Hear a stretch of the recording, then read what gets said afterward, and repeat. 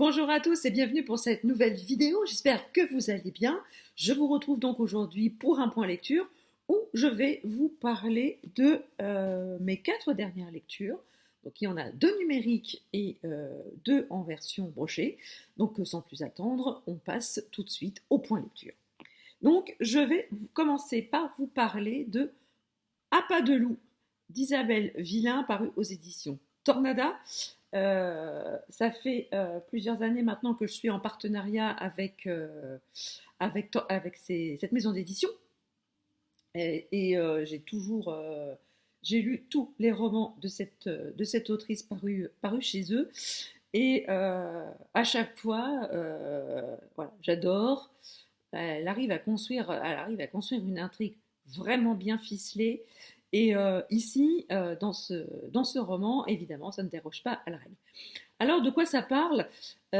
Qui n'a jamais rêvé de tout plaquer et de partir, de laisser tomber travail, maison, de tout plaquer, famille, et d'embarquer femme et enfants dans une aventure qui leur permettrait de se reconnecter à la terre, à la nature et à vivre de choses simples. C'est ce que propose la Barberie, un petit hameau situé dans les Alpes de Haute-Provence, dirigé de main de maître par Michel. Et voilà, il a réussi à construire un petit village, un hameau éco-suffisant. Euh, tout le monde, et c'est une coopérative. On peut considérer que c'est une coopérative parce que tout le monde met la main à la pâte. À tour de rôle, chacun fait la cuisine pour tout le monde. Ils prennent leur repas tous ensemble. Enfin, voilà, c'est au fur et à mesure, voilà, on assiste à peu l'émergence d'une petite communauté. Alors beaucoup pensent que ce sont des doudingues, hein, voilà, de vivre en quasi autarcie, en autosuffisance, sans avoir besoin du monde dit moderne pour vivre. Et donc, ce paradis séduit Rosalie, Philippe et leur fils Martin. Et ils plaquent tout et vont vivre à la Barberie. Et tout de suite, Rosalie prend part à la vie de la communauté. Elle assiste Michel. Il développe un peu un conseil où toutes les décisions sont prises dans un consensus pour le bien de tous.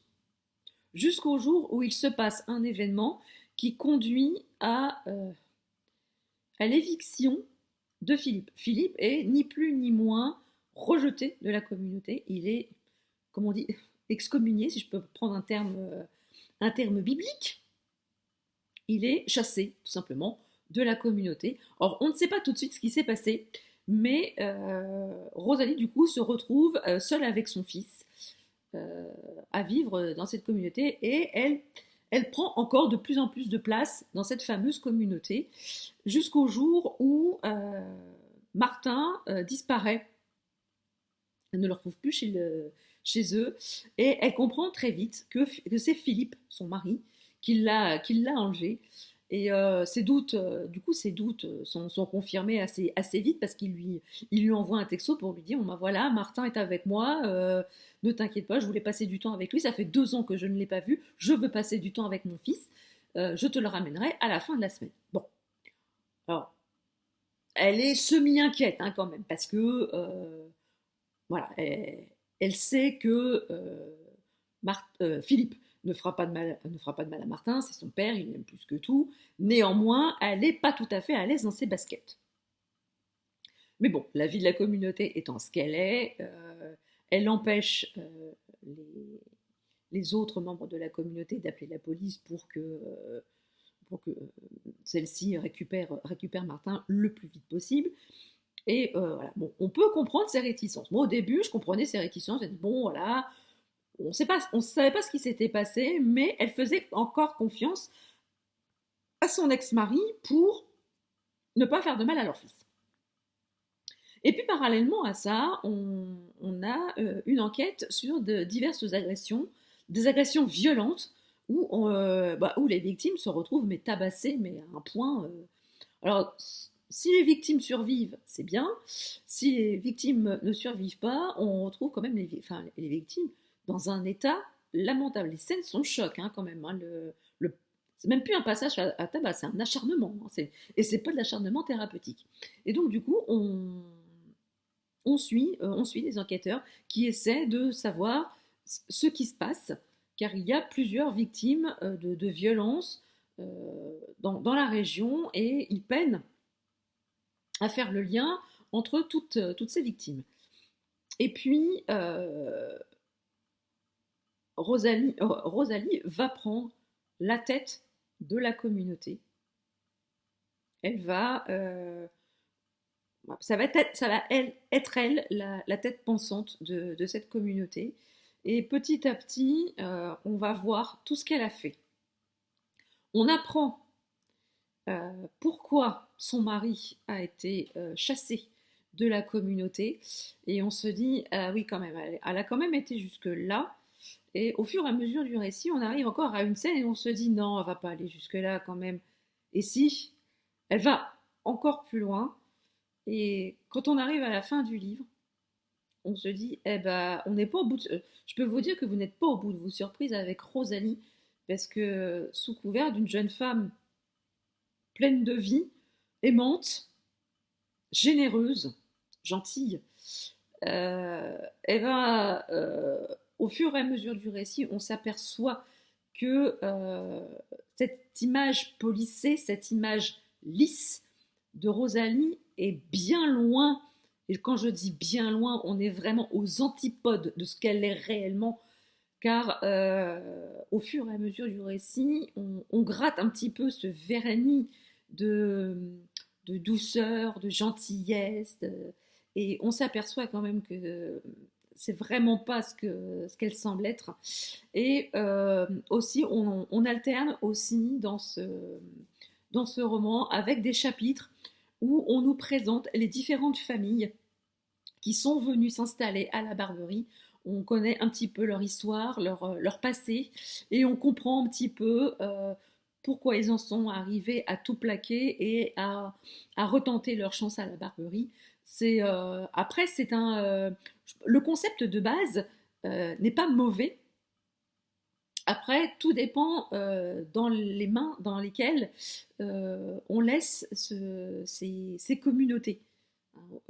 Est-ce que c'est bon de laisser le pouvoir à une seule personne? Est-ce qu'il faut prendre les décisions dans un consensus? Est-ce qu'il faut instaurer un genre de démocratie? En fait, on retombe un peu dans le travers de nos sociétés actuelles. Et est-ce que vraiment ce genre de communautés ont une existence propre? Et franchement, on commence à apercevoir le thème du roman à la fin, quand on a toutes les explications, quand on a vraiment toutes les cartes en main pour comprendre ce qui se passe dans ce roman. Et le titre s'explique également en toute fin de roman, ça prend tout son sens. Et franchement, j'ai trouvé cette intrigue très très bien menée. J'ai littéralement dévoré, et sans vouloir faire de jeu de mots avec les loups, hein, j'ai vraiment adoré cette histoire. Isabelle Villain a encore réservé beaucoup de surprises à son lecteur. C'est très très bien écrit, c'est très très bien mené. Et j'ai été très surprise, très surprise à la fin. Et cette fin ouverte aussi laisse aussi un certain nombre de possibles là-dedans. Et franchement, ça fait froid dans le dos. En tout cas, je vous recommande vivement euh, ce roman d'Isabelle Villain en particulier, mais aussi tous ses romans. Ils sont tous parus chez Tornada. Et si vous ne connaissez pas encore cette maison d'édition, je vous conseille vivement d'aller faire un tour dans leur catalogue, car ils ont des pépites qui sont à découvrir, des auteurs qui sont à découvrir, et franchement, vous ne serez pas déçus. Alors, ensuite, je vais vous parler de...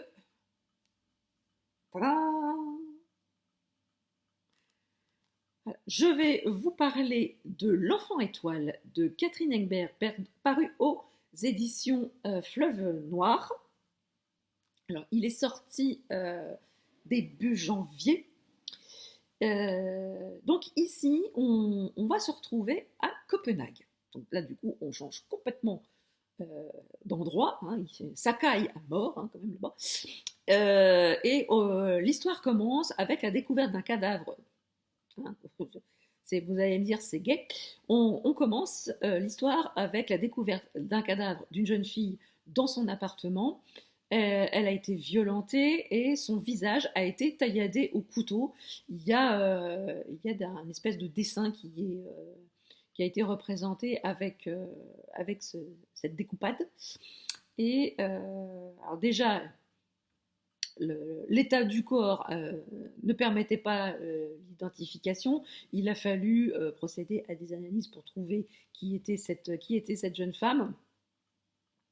Et comme il n'y a aucun indice sur la scène de crime, mais quand je dis aucun, c'est aucun, du coup les enquêteurs vont être un petit peu obligés d'aller fouiller dans le passé de la victime pour essayer de comprendre qui elle était et pourquoi, si d'aventure, elle n'aurait pas croisé la route de son assassin et ainsi découvrir qui il est. On fait également la connaissance de la propriétaire de la jeune victime, qui est écrivaine à ses heures perdues.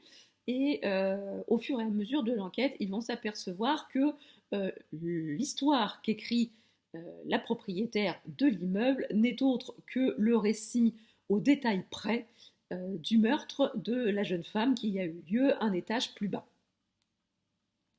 Et les enquêteurs vont quand même s'apercevoir que cette propriétaire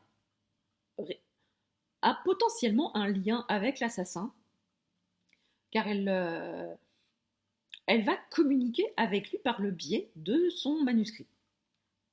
Alors je vous en dis pas plus de l'histoire, mais en tout cas j'ai beaucoup aimé les enquêteurs. C'est un couple, enfin c'est un couple. Ils sont pas ensemble, hein, mais quand je dis un couple, c'est un homme et une femme, hein, c'est un couple d'enquêteurs.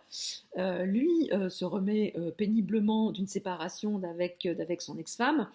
Et, il a subi une psychothérapie, il a pris des cachets, enfin, ça l'a beaucoup secoué cette séparation. Et bon, comme tout à chacun, il a retrouvé dans le travail une espèce de rédemption. Un échappatoire, un défouloir, et donc du coup, il se jette à corps perdu dans cette enquête. Sa collègue, alors elle me fait trop rire, elle m'a beaucoup fait rire parce qu'elle n'a pas la langue dans sa poche, elle est brute de décoffrage, et si elle peut aller à l'encontre des règles pour aboutir à un résultat, elle le fait, au grand désespoir de son supérieur et collègue. Enfin, bref, la relation entre les deux est assez sympa, j'ai bien aimé. J'ai beaucoup aimé aussi le personnage du petit grand-père malheureux, parce que c'est quand même lui qui est tombé, dans tous les sens du terme, sur le cadavre de la jeune femme. Et la relation qu'il a avec la propriétaire de l'immeuble, je l'ai trouvée très touchante. Parce que malgré tout, ils ont beaucoup de points communs tous les deux. Et sur la fin, j'ai trouvé que voilà, leur relation avait du sens, avait beaucoup de sens. Alors après, le mobile du tueur, j'ai trouvé que c'était bien trouvé. Le cheminement de l'auteur a été bien mené. Alors par contre, j'ai un petit doute sur la fin, parce que du coup, la fin est arrivée en un chapitre. Voilà, on finit un chapitre, on se dit bon, bah voilà, va y avoir un petit peu de suspense à la fin, hein, pour arriver au bout, et vous changez de chapitre, et là, pif, paf, pouf, c'est plié. Voilà. Au revoir, monsieur, dame. J'ai trouvé que la fin était arrivée un peu comme un cheveu. Enfin, je sais pas, ou alors il manquait un ou deux chapitres, ça a été coupé au montage, j'en sais rien. Mais ça m'a fait un petit peu cette impression-là. J'ai été, bah merde, il manque un bout. Donc, ça, voilà, c'est le seul détail qui m'a gêné. Sinon, c'est bien écrit. Alors, de là à dire que c'est l'auteur phénomène du thriller danois, J'avoue que j'ai peu d'éléments de comparaison, étant donné que je lis très peu d'auteurs de thrillers danois. Voilà, c'est un petit peu compliqué pour faire l'élément de comparaison. Si d'autres personnes ont lu des auteurs danois et qui ont un peu plus de recul pour pouvoir dire que c'est l'auteur phénomène du thriller danois, surtout manifestez-vous en commentaire, je serai ravie d'échanger avec vous sur ce point. En tout cas, moi, voilà, ça a été un thriller bien mené, bien ficelé. Bon, voilà, juste ce petit bémol sur la fin, mais sinon j'ai passé un agréable moment avec l'enfant étoile. Bon, j'ai quand même gardé mon coup de cœur pour la fin. Voilà, je poursuis avec C'est arrivé la nuit, le premier tome de la saga 9 de Marc Lévy, paru aux éditions Robert Laffont dans la collection Versilio. Bon, je vais pas refaire l'histoire, mais Marc Lévy, je le suis depuis un peu plus de 20 ans maintenant. Oh, putain, ça fait mal quand on dit ça, quand on suit un auteur depuis plus de 20 ans. Mais bon, malheureusement ou heureusement, c'est le cas. Hein. Je suis Marc Lévy depuis plus de 20 ans maintenant. Je n'ai jamais raté une seule de ses sorties. Et quand j'ai vu qu'il sortait une saga, je me suis dit chouette. Voilà que mon auteur préféré se lance dans une saga. Et forcément, je me suis jetée dessus. Je ne l'ai pas lu tout de suite. Vous allez me dire, ok. Mais quand j'ai appris que le tome 2 sortait au printemps, je me suis dit, ça va être le bon moment de le sortir. Et donc, de quoi que c'est-il que ça cause là-dedans? Vous allez me dire. Eh bien, on fait la connaissance de 9 hackers. 9 hackers qui ne se connaissent pas entre eux, mais qui œuvrent ensemble pour lutter contre les êtres malfaisants de notre société. Hein, ceux qui s'en mettent plein les fouilles au détriment de pauvres gens, que ce soit des grands magnats de la finance, des patrons de grandes entreprises, des grands labos pharmaceutiques, qui ne sont pas tout à fait blanc-bleu dans l'histoire. Et donc, voilà, ils œuvrent pour le bien commun, c'est une sorte de Robin des Bois 2.0, si on peut dire, et on les rencontre. On fait leur connaissance. Alors, dans ce roman, pour ceux qui sont aficionados, comme moi, de Marc Lévy, ce roman change un peu, voire beaucoup, de son style habituel. C'est pas c'est pas aussi fluide c'est pas aussi fluide que dans n'importe quel autre roman de Marc Lévy, parce que ce tome là c'est quand même le tome introductif de sa saga. Il nous explique beaucoup de choses, il nous présente ses personnages, on alterne les chapitres avec les différents protagonistes, on en apprend sur leur passé, comment ils en sont devenus de petit 1 à devenir hacker, petit 2 à appartenir au groupe 9, et petit 3 à ce qui va devenir le fil conducteur de ce roman, à savoir la poursuite de grands méchants pas beaux. Parce que malgré tout, hein, on a quand même affaire à des sacrés salopards, je serais peut-être censuré, mais tant pis. On a quand même affaire à d'affreux salopards dans ce roman, et on a quand même nos héros qui vont tenter de les affronter sur leur terrain avec les armes qu'ils manient si bien, à savoir les codes informatiques et hacker tout système informatique qui semble imprenable, mais qui n'ont pas de secret pour eux. Alors, j'ai beaucoup aimé, on voyage beaucoup dans ce roman, on voyage de Oslo à Madrid, en passant par Paris, Tel Aviv, Istanbul et Londres. Alors je peux vous dire que on voyage tranquille ou pépouze dans votre fauteuil, mais c'est une aventure qui est menée. Le rythme s'accélère petit à petit dans le roman, et arrivé à la fin, on a envie de savoir la suite. Hein, clairement, quand j'ai refermé le bouquin, j'ai fait merde. J'ai pas la suite. Bon, vous me direz, t'as plus beaucoup de temps à attendre, étant donné que Marc Lévy a annoncé lui-même sur ses réseaux sociaux que la suite sortait le 2 mars. Donc forcément, je vais pas avoir beaucoup de temps à attendre pour avoir la suite, mais néanmoins, j'étais quand même un petit peu frustrée en refermant ce roman, parce que forcément, on reconnaît quand même la patte de Marc Lévy. Il a quand même créé des personnages terriblement attachants, parce qu'ils ont un passé qui les ont construits, qui ont fait ce qu'ils sont maintenant. Et donc, du coup, cette mèche m'énerve depuis tout à l'heure. Elle est rebelle, hein, dis donc. Et donc, voilà, c'est vraiment la patte de Marc Lévy dans un style pour autant un peu différent de ce qu'il a l'habitude de faire, mais ça reste quand même du Marc Lévy. Et voilà, j'ai vraiment hâte à la sortie du Crépuscule des Fauves, le tome 2 de la saga 9. Et je vous encourage vivement à découvrir ces personnages que j'ai trouvés très attachants et qui ont une âme de bon samaritain dans un monde de brutes. C'est tout ce que je pourrais dire pour résumer et vous donner envie de lire ce roman. Et enfin, je vais terminer. Ça pèse une blinde ce truc. Je vais terminer avec le premier coup de cœur que j'ai eu cette année. C'est un roman qui est sorti le 14 janvier, Que Dieu lui pardonne, de Laurent Malo, paru aux éditions XO. Voilà, quand j'ai vu le catalogue de chez XO, j'ai vu que ce roman allait paraître, et quand j'ai vu le 4e de couverture, j'ai dit oula, je pense que ça va être bien. Et je ne me suis pas trompée. Alors, ça se passe, on fait la connaissance de Maya, elle a 17 ans, elle quitte ses parents, elle quitte Paris pour s'installer à Fécamp. Fécamp, voilà, c'est à 45-50 minutes de chez moi, donc je connais un petit peu. Voilà, on la découvre au début de ce roman. Sa tante lui file un petit coup de main, elle y a trouvé un petit logement, des petits boulots pour qu'elle puisse subvenir à ses besoins. Elle s'est inscrite au lycée à Fécamp parce qu'elle elle a un rêve, c'est de devenir architecte, de construire l'avenir comme elle le dit, et de construire de manière éco-responsable.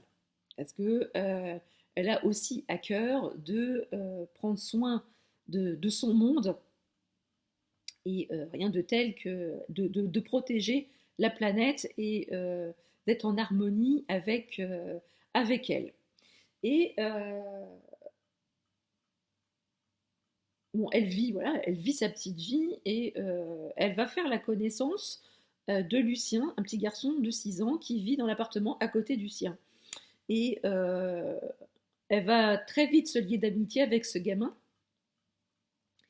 Et elle va découvrir qu'il vit avec ses frères et sœurs et leur beau-père, qui est un personnage pas très recommandable. Il est alcoolique, il est violent, il cherche pas de travail, il est sans emploi. Enfin, non, je crois qu'il est non, il est employé, mais voilà, il va au boulot quand il a le temps, hein, quand il est pas plein comme une barrique, c'est-à-dire pas très souvent. Et il va se passer un événement qui va faire que Maya va prendre sous son aile ses 4 enfants. Elle va s'occuper d'eux, elle va les protéger, elle va, voilà, elle va faire tout ce que ses parents, tout ce qu'un adulte n'a pas fait pour elle, elle va le faire pour ses enfants. Et dans tout le roman, on va voir grandir les liens entre ces enfants et cette jeune fille qui a un passé très lourd, qui a vécu des choses innommables pour une jeune fille de son âge. Voilà, son enfance a été brisée, son enfance a été balayée, elle a été piétinée par un homme. Elle a été on va très vite comprendre que c'est son père. Et au fur et à mesure du roman, on va nous expliquer tout ce qu'elle a vécu, toute la violence toute la violence physique qu'elle a subie, mais aussi la violence psychologique, car c'est très dur il y a un passage qui m'a fait bondir, et j'aurais tellement voulu prendre cette petite fille dans mes bras à ce moment-là. c'est très très dur alors cette scène, Maya se retrouve dans un commissariat de police parce qu'elle a voulu dénoncer son père, elle a voulu dénoncer tout ce qu'il lui faisait subir, et là, le policier lui dit es-tu bien sûr que tu as subi tout ce que tu nous as raconté? De là, mais comment un adulte peut regarder un enfant dans les yeux après une telle confession et lui dire est-ce que tu es sûr d'avoir vécu tout ça? Est-ce que tu es bien sûr de vouloir aller jusqu'au bout? Parce que ton papa, tu sais, c'est pas n'importe qui.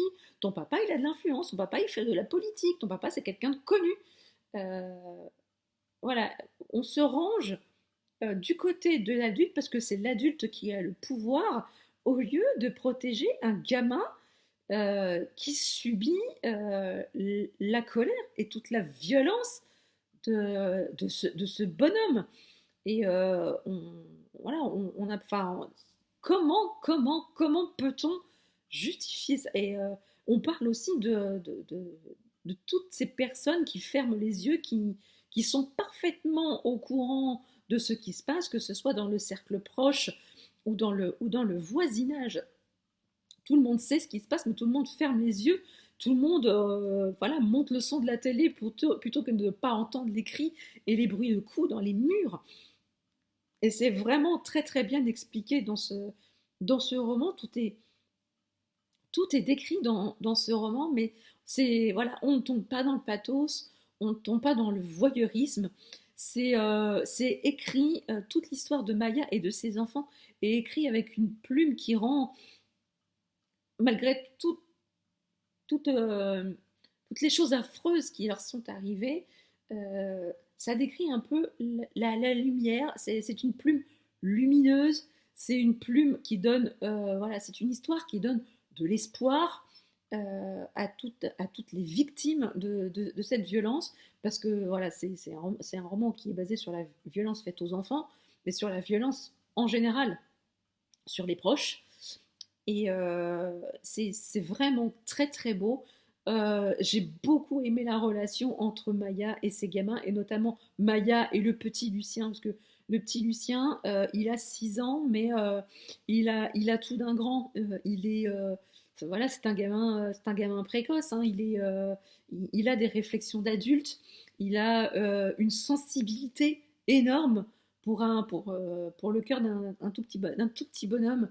Il a vraiment le cœur sur la main, et j'avoue avoir versé ma petite larme, voire même plus d'une, à la fin, parce que on se prend un raz-de-marée d'émotions dans ce roman, parce on voit l'attachement grandissant entre ces personnages, mais ce qu'on voit pas venir, nous en tant que lecteurs, c'est l'attachement que l'on a que l'on ressent pour ces personnages, et tout cet attachement, je veux pas dire cet amour, mais cet attachement, on se le prend en pleine gueule à la fin du roman, et c'est vraiment très très beau. C'est un beau message d'espoir, un beau message comme quoi, oui, on vous écoute, on vous entend, on vous croit, et surtout, ne perdez pas espoir, il y a toujours de la lumière au bout du chemin. C'est vraiment une très très belle plume. Moi, je connaissais Laurent Malo dans les thrillers, mais là, on est un peu dans un roman à la Amélie Antoine, où on a un contemporain avec des personnages qui sont un peu cabossés par la vie, et il y a un événement qui fait qu'on bascule un peu dans le noir, et là, ça m'a un petit peu rappelé le style d'Amélie Antoine, mais en tout cas, c'est très très beau, c'est une très très belle histoire. Les personnages sont hyper attachants. J'ai beaucoup aimé Lucien, mais j'ai aussi beaucoup aimé les autres enfants. Et moi, je tire mon chapeau à toutes les Mayas du monde, parce que je suis persuadée qu'il y en a beaucoup qui existent et qui existent réellement. Et moi, je leur dis chapeau et bravo d'avoir cru en l'avenir, et pour pouvoir construire un bel avenir malgré des fondations et des bases qui étaient peut-être pas les meilleurs pour débuter dans la vie. En tout cas, moi, c'est mon coup de cœur, mon premier coup de cœur de l'année, Que Dieu lui pardonne, de Laurent Malo, aux éditions XO. J'espère vraiment vous avoir donné envie de lire ce roman lumineux, malgré le sujet très difficile qui est abordé dans ce roman.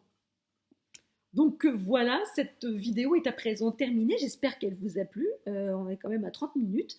J'ai parlé beaucoup, hein, mais voilà, quand on a vraiment envie de donner envie de lire des romans, bah du coup on en parle, on en parle, on en parle, et du coup on se retrouve avec une demi-heure de vidéo. Donc j'espère que cette vidéo vous a plu. N'hésitez pas à me dire en commentaire ce que si vous avez lu pour votre part aussi ces romans. Je serais ravie d'échanger avec vous et de discuter afin de savoir ce que vous en avez pensé. Si vous avez aimé cette vidéo, n'hésitez pas à mettre des petits pouces en l'air, ça fait toujours plaisir et ça encourage. Si vous n'êtes pas encore abonné à la chaîne, n'hésitez pas, c'est gratuit, ça fait plaisir et ça ne fait de mal à personne. Sur ce, je vous laisse, je vous dis à très très bientôt et je vous dis prenez soin de vous et de vos proches et je vous dis à très bientôt pour une prochaine vidéo. Ciao!